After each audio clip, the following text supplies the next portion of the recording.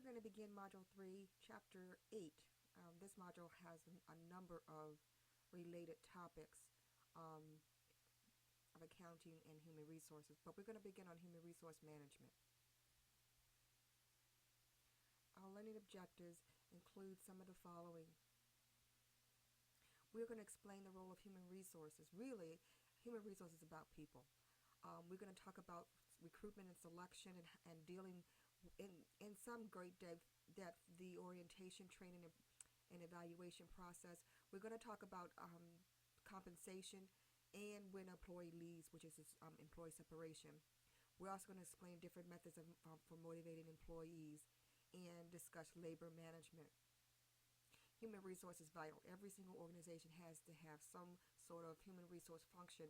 Obviously, bigger organizations may have a group of individuals, and smaller will have maybe one person or maybe two persons handling these types of functions. Sometimes it may be advantageous for an organization to outsource, and that is not unreasonable given the climate that we have in the country. Outsourcing these skills is much more cost effective, particularly when you really want to keep the cost low and you don't want to pass it on to your consumers. So human resources can be outsourced, but for the most part, the function remains the same. It is attracting, developing, maintaining activities that help individuals accomplish their goals. We do it through providing qualified employees the training that they need. We also work with them to make sure that they're effective with the organization. We also deal with individual needs of employees, including compensation, benefits, and opportunities for advancement and job satisfaction.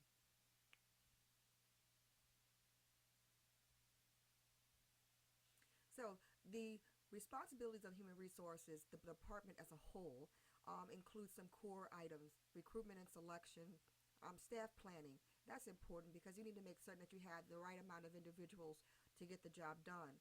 And human resources plays an active role in ensuring that the organization has their needs met. But also, human resources involved in training and performance evaluation. And when an employee leaves, whether it leaves voluntarily or through termination, human resources is very much involved in that process. But we can't forget about employee compensation and benefits. They handle how the employees' payment, actually making certain that their employees are compensated, and also that they are entitled to benefits. They also communicate that as well. Well, again, recruitment is a big part because we need to have employees in order to really reach our goals. So getting the right person is important, and what human resource recruiters do, they need to make certain that the position is clearly delineated and the skills needed are clear and are focused, because that's going to make a difference on how you select the individuals that you think will meet the needs of the organization. So it's very important for recruitment to understand the nature of the need and how to evaluate or how to determine the critical skills that are needed to recruit the right person for the job. So using internet is good. I mean, in fact, the internet has been probably the biggest way recruiters have sought and found individuals for their pool of job-seeking candidates. So they have to be able to use the skills that they need in order to be able to qualify or to select or screen the individuals that they think will be most suited for the positions. Businesses always will try to do internal recruitment simply because it's much easier and more efficient, and in some respects cost effective. But external is going to be something that going outside the organization to individuals out in your area, probably sometimes out the state, but it's more or less individuals who are not currently employed with the organization. This is just a little box, a flow chart, if you will, of the process of hiring employees. Obviously, it starts with a job description. Now, it may not be located on this list here, but identifying job requirements, that's going to be definitely going to be within the job description and should be written well before you start the recruitment process. You will use some sources to find individuals, and the list of these possible areas to find candidates are listed here. Once you get the resumes, you'll need to go through a process of screening. Some organizations use electronic screening, which has become very predominant with software packages. They can detect keywords to kind of screen who should be seen and who should be not. given the climate of the past few years, it's been very difficult for human resources because there have been such an overwhelming response to either one position. You may see 200 or 300 people applying for one job. So it makes the hiring and the selecting process quite cumbersome. So using technology to help you sort through resumes is always a good idea. The next step, once you identify, you call those candidates and you interview them, asking them questions that you believe are relevant to the job and getting their responses. Once you determine the candidates that you feel should move to the next step, um, employment checks are important. Well, that includes reference checking, that may include background checks. It really depend on the industry, the job, and the organization, but that is not unheard of to have those kinds of checks happening before they issue that letter that they want to hire you. Depending on the position, some organizations provide an initial interview, and that initial interview could be with just human resources, or it could be with human resources and the frontline managers of those positions or managers of those positions. But depending on what their needs are and the critical nature of the position, often follow-up interviews are conducted. They could be over the phone, but they can also be face-to-face. And these are follow-up interviews, really are more higher level kind of questions, more detailed kind of questions. Sometimes you even go through a process of testing, that type of thing. But it's really, we found some people that are really, really interesting, and we want to just get more information from them. So a follow-up interview is not unheard of. Generally in that process, they will tell you we have typically two interviews. One is initial screening, and then we have another follow-up interview. But you'll usually be told that if there's a follow-up interview necessary before they select a candidate. Which lead me to the next step, which is selecting a candidate and negotiating an offer. And also during this process, when they're offering the position to you or whoever it is, they will most certainly give you the details, the finite details of the compensation and benefits, and also the expectations and what they'll do to accommodate disabilities. This is all a big part of, we want you, this is everything that we're going to let you know, everything you need to know about the position. This is everything that we offer. What do you want? Do you want us? Like we want you.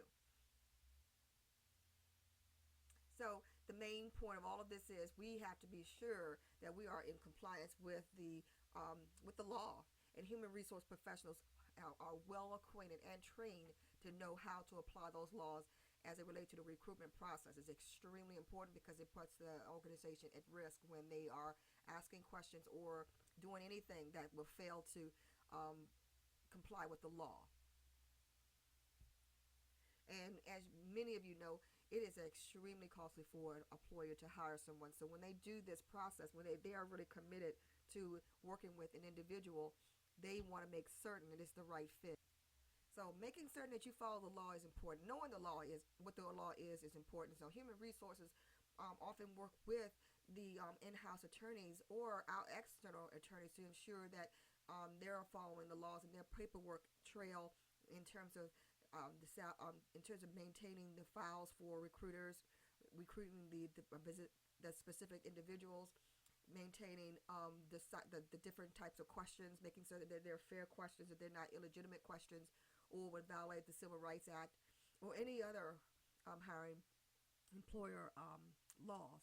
So they are very much aware of the laws, and we have to make certain that our process is compliant with law. Once you are hired, typically you go through a period of orientation and training. What is that?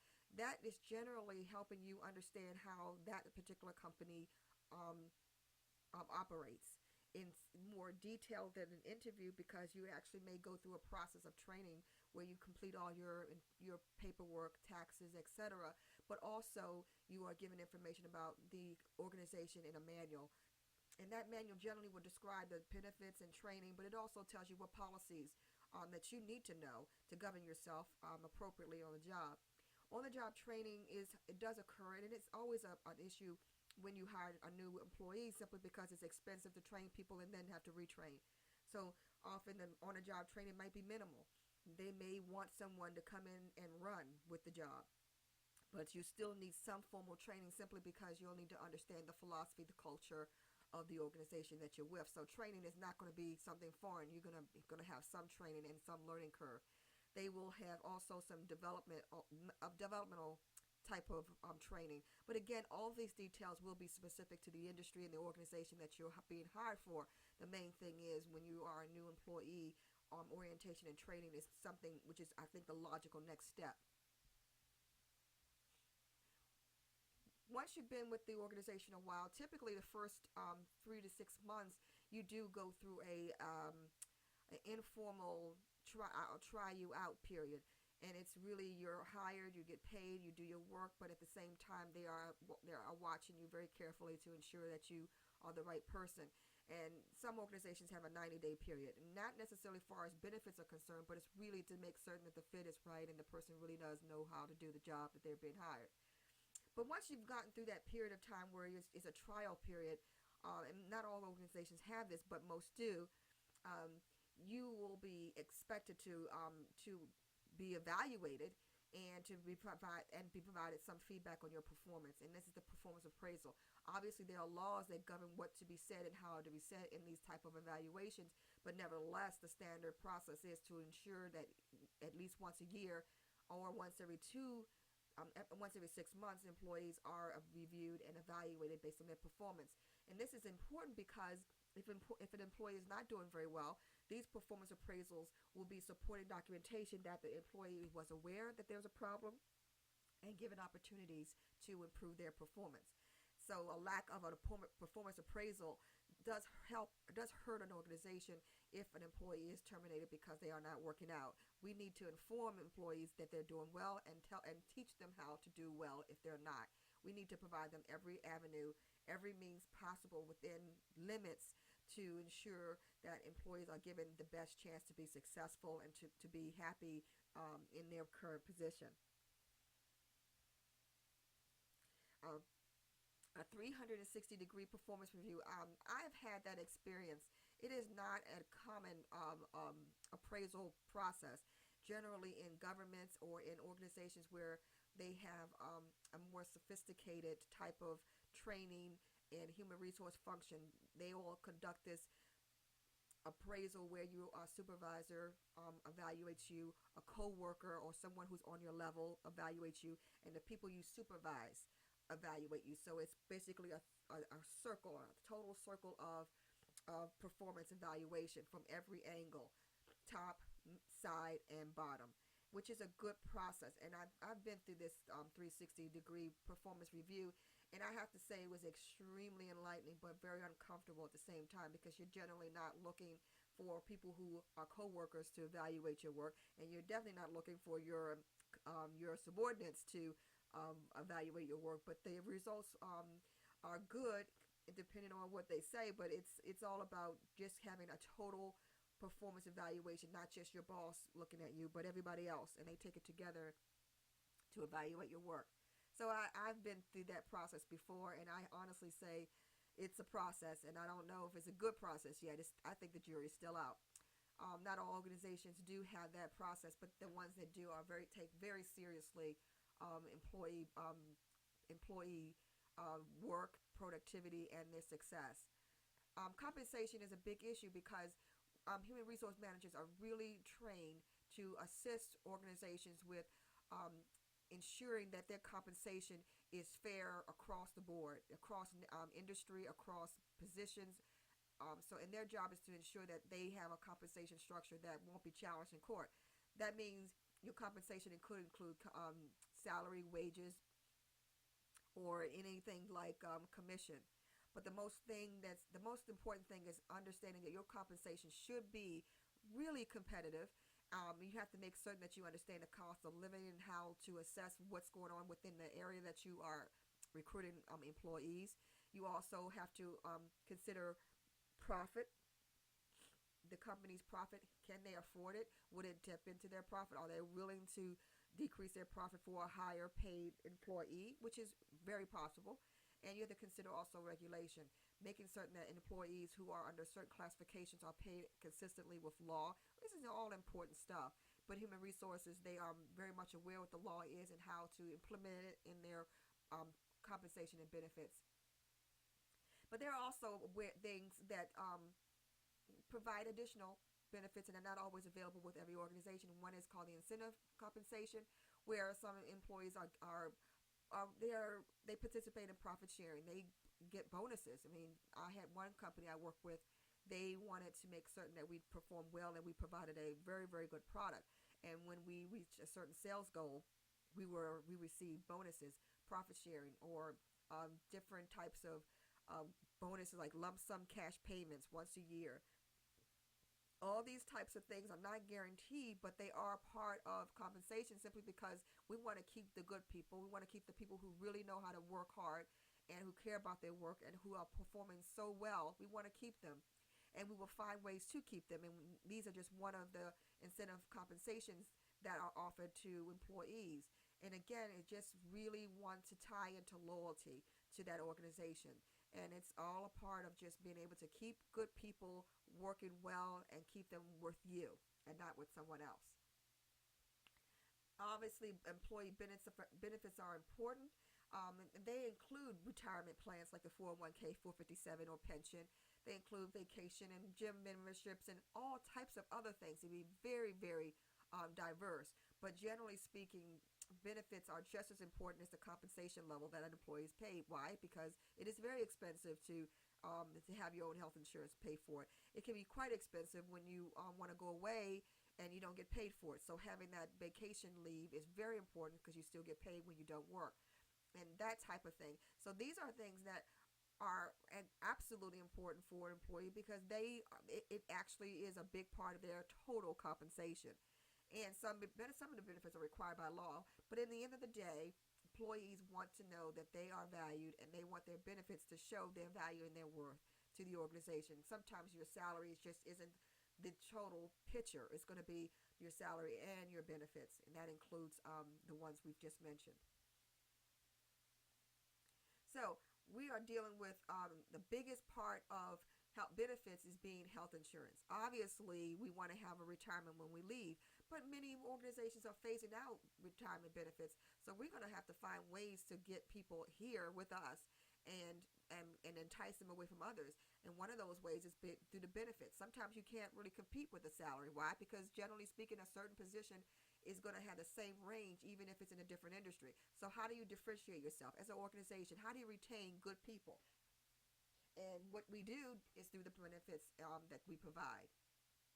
So this chart here is just giving you an overview of what the cost would be for employee compensation. Of the compensation, obviously the wages and salaries are going to be a big hit, but benefits is going to take a big hit as well. Benefits is huge. That includes 401k, health insurance, etc. But then you're going to deal with some other costs that are lower on the list, and that's going to be retirement. And again, with the culture that we're living in today, retirement is going to be a big issue because a lot of organizations are not going to provide pensions to their employees, but they're going to be providing deferred compensation plans. And that takes a wholly different outlook on what you'll have when you retire. But it is all cost for employee compensation, and it ought to be considered. Now, this is new. I wouldn't say new, but this is a very big part of your benefits because it does allow you to have benefits where it can reduce your taxable income. These benefits, medical, vision, life, disability, all these pre-tax items. This is a very good thing that the IRS or the federal government has provided. If you have insurance for your employees, if you want them to be a part of this plan, you can provide them with a flexible benefits where you can get, I would say, you can pay for your insurance or your other medical types of expenses with pre-tax dollars. But also instead of having a set amount of money that you can use, you can also help employees with their costs by giving them discount cards so that they don't have to pay too much out of pocket. All of these are just the kind of flexibility that organizations have, and they can do pretty much anything within some limits with the law that will have a positive effect on employees. Again, we all work for a salary and we need it to pay our bills, but there are also some other things that we want to have as well as a part of our total compensation. And another one is called flexible work. Flex time allows people to work their own hours with some constraints. The flexible working hours that I have allows me to work from home 2 days out of the week. Another flex time will allow you to work 10 hours a day and have 1 day off a week. Again, a compressed work week. All in all, these are different types of opportunities that organizations can allow their employees to participate, and it does enhance their ability to work well. It takes a lot of pressure off. It makes it very easy for them to work. It flexible, allows parents with small children to be more with their kids, and allows them to have that work home personal life balance, which is extremely important. In some cases, some people will forego a higher salary because they want the flexibility. And again, it's all about understanding what the employees need and being flexible enough to give it to them. And I'm down at the bottom, home-based work. We're called telecommuters, and we save the organization tons and tons of money. Why? Because we don't use all their paper, we don't use all of their resources. We use our own resources from home. But at the same time, we do benefit because we are home. We are in more a relaxed environment. We don't have to deal with costs of gasoline and traveling to work and having to go to the dry cleaners more because of our clothes having to be dry cleaned. All of that. So it appears that it has a benefit to both employer and employee. And for those organizations who use this type of flexible working arrangement, employees and employers are very happy, provided that no one takes advantage of this wonderful opportunity. When employees leave, it's always a difficult thing, even when it's not on the best, even when the organization initiates the separation. Why? Because employees are the bread and butter. They actually produce the work that the organization needs to be done in order for them to earn profits. So they are inseparably linked. And when they leave, it's very, very costly to replace. But voluntary turnover means an employee leaves and finds another job, or they retire, or they become sick and they can't work anymore. But nevertheless, they're no longer working for your organization, and you'll have to replace them. But also, when employees don't work out, their performance is not good, or whatever the reason, the company could be downsizing and have to lay off such employee. Involuntary turnover is also something that happens, and it does cost the organization money, because that position most likely will be filled by someone who is new and does not know all of the work and have not been trained, which means more time will have to be invested in training those people. Now, I talked about employees leaving involuntarily due to not working out, but what if the organization is going through a process where they're just not getting the revenues as they had in the past? They have to cut costs, and generally cost cutting starts with employees. It's unfortunate, but that's the biggest cost that our organization has, and chances are when they want to make cuts, this is where it's going to happen.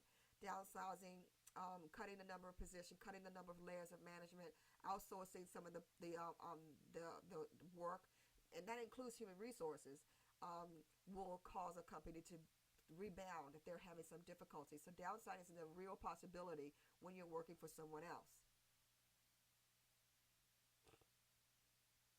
So how do we keep the ones we have? How do we keep the employees that we have already? We want them happy because they're good workers and they're giving us what we need, and we're paying them fairly, consistent with the industry average. So how do we keep them with us?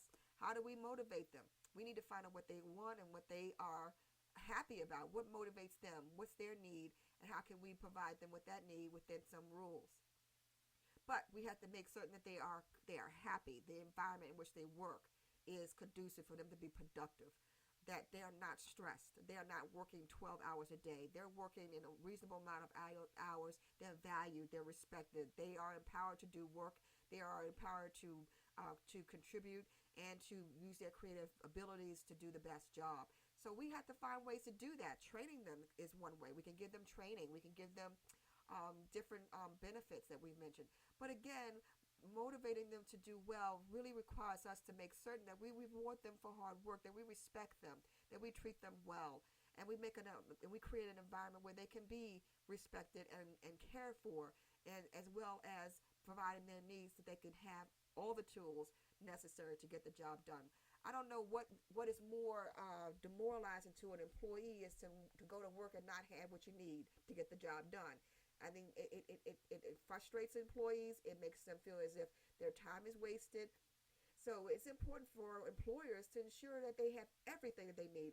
And if they don't, why? Because that is a major contribution to individuals not being satisfied with their work. We can't get it done because no one gives us the tools we need, the training we need, the supplies we need. Everything is breaking down. Those kind of things really compromise morale, and we need to make sure we deal with that. This leads into the Maslow's hierarchy of needs. People have five needs that they seek to satisfy. Obviously, the physical needs, the safety needs, the social, the esteem, and the self-actualization. They need to know that they are safe. They don't want to go to work knowing that they're going to lose an arm or a leg. But they also have physical needs, to eat, to sleep, to take care of their families, those kind of needs. They need to be social. People, human beings, generally speaking, are social. Interaction with people, talking, collaborating, teamwork, all of that works is very important to the overall need of a human being. But we also need to know that we are important, that our place in that organization is valued and needed. It's something to boost our esteem, make us feel good, make us feel like we're needed and important. It really helps promote a positive mental attitude, but also being able to accomplish something, to know that I accomplished something, to be rewarded for accomplishing something. So we want to make certain that we understand it. In light of everything an organization does, we need to make certain that those needs are met at the general level. So there is another factor theory called Hertzberg's two-factor theory, and it is a way to um, work to provide satisfaction. And that's the environment, the money, the ability to feel comfortable and not worry from day to day whether or not you'll have a job, but also the conditions in which you work. No one wants to work where the boss is screaming at them all day. The relationship with the interaction between the co-workers is a great thing. That's important and it needs to be dealt with. But also how you work with your supervisor. And policies. We don't want policies that's going to be favored to certain groups of individuals. We want it to be fair. Everyone wants to be treated fairly. That's a common need of everybody. We don't want to be treated unfairly. Even if it's treated unfairly to the point where I'm getting something and I know I'm not supposed to be getting it, it's supposed to be shared among all of us. No one wants to be in that position. It's just we want a fair and fair treatment and policies within the organization that promote that.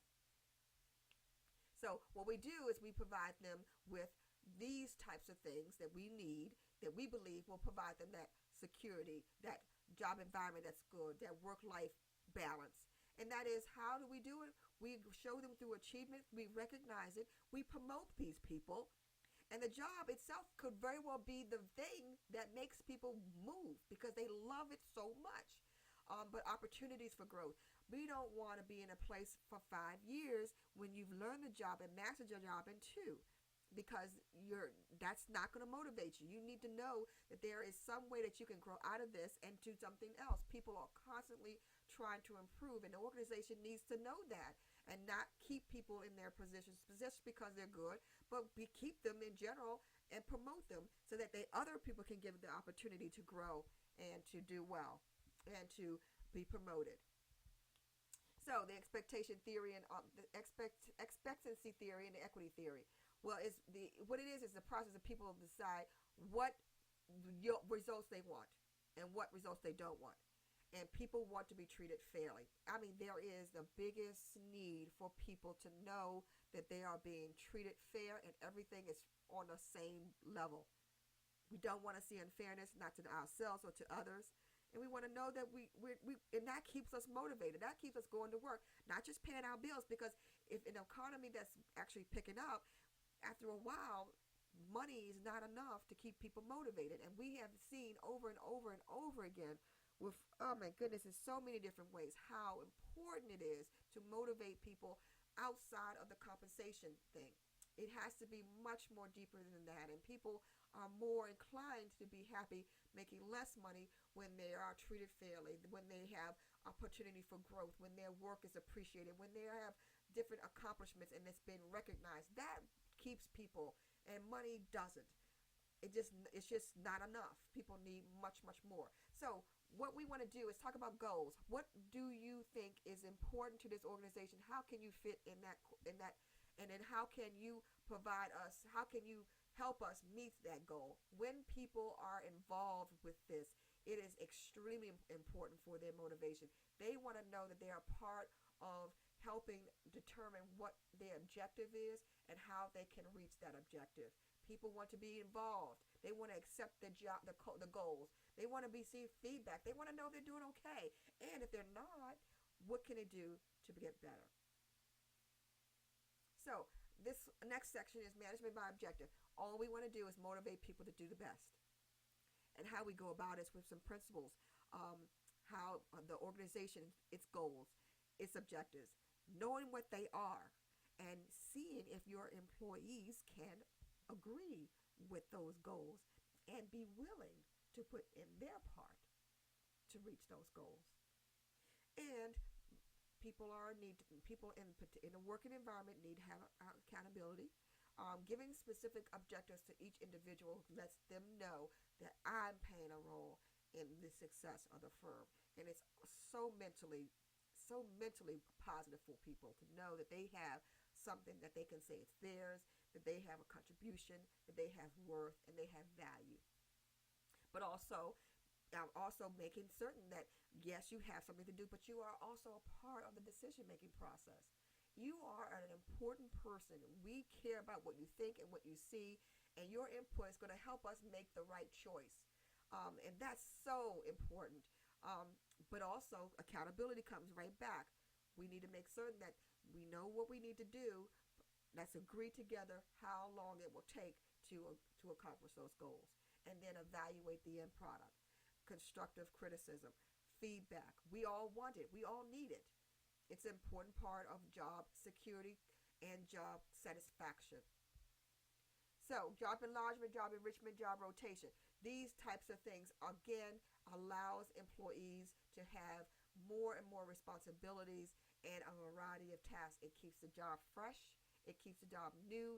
It keeps the employee empowered and feeling confident about what they do. But it also gives them new skills that they can also use wherever they decide to do. So we need to make certain that we motivate our managers, make sure that their attitudes are right, make sure that they know how to give the employees what they need, the support that they need, the continued guidance that they need, and also the performance feedback as necessary. So human resources is so important, and it's just a big part, and we don't actually produce any kind of revenue. We don't actually provide any type of product or service. We are there solely for the employees. This is our job to protect them, to guide them, to help them in every way. So we are definitely a support group of individuals that really want to work and can provide assistance to our employees. Labor management relations. This is all about unions and all of the complicated rules that are necessary to keep a union in compliance with law. But human resource professionals are trained to understand labors and how they work within an organization. So not all organizations are unionized, but a good number are unionized. But the main part of that is understanding the laws and how they affect employees, and how the policies within the organization have to be modified and enforced with the help of human resource professionals and attorneys to ensure that the organization is compliant with their labor legislation. There are laws that govern how labor unions are to behave towards employees and employers. It gets complicated, but not all organizations are have labor unions. But a collective bargaining process is, again, another part of the human resource function where they work alongside management with their union representatives. And they do negotiate these issues that we see in front of us, work hours, benefits, and all sorts of things. So the main thing is, with human resources, we would more or less will be the in-between person to work out any issues of dissatisfaction. Again, it's not about pitting one group against another. It's about finding union. It's about finding some where that they can both meet. But there are times when they don't agree. But how do we resolve those issues without having to deal with strikes, picketings, and boycotts? And these are the terms that are definitely relative to a unionized organization. It is not under. It is an issue that they have to always continually contest, because we got to make certain that we are doing all we can to avoid any type of disruption of the work being done. But if it does occur, we still have to come together and resolve our issues. And these are the types of things that happen when collaboration and unity and these two groups don't come together. They don't agree, and they don't resolve the issues that they are not in agreement. Now, as you know, there's not a lot of unions out there. I think there's a teachers union, and I think there are other unions with trains and with manufacturing in general, but there is going to be more of a shift to a service organization, and as a result, labor unions are generally going to be declining more and more all the time. But so at this time, according based on when it was written, this particular text was written. 8% are a part of a union, but this number could definitely go down even more. The main point that we're making here is being a part of a union is not the big it's not a big issue anymore. It's becoming more and more less likely that an organization that you choose to work for will be a part of a union. And again, there are going to be some things that unions going to have to be able to adapt. The changing and diverse workplace is a big deal. As you read through this chapter, I think one of the things that you can know is the human resource function is definitely a part of the internal organization, and they're there for the employees. And if we can keep that in mind, I think we will do a great job in ensuring that we hire the best people and provide them with an environment that's conducive to working. As I had mentioned before, thank you very much for your time, and I will talk to you again soon.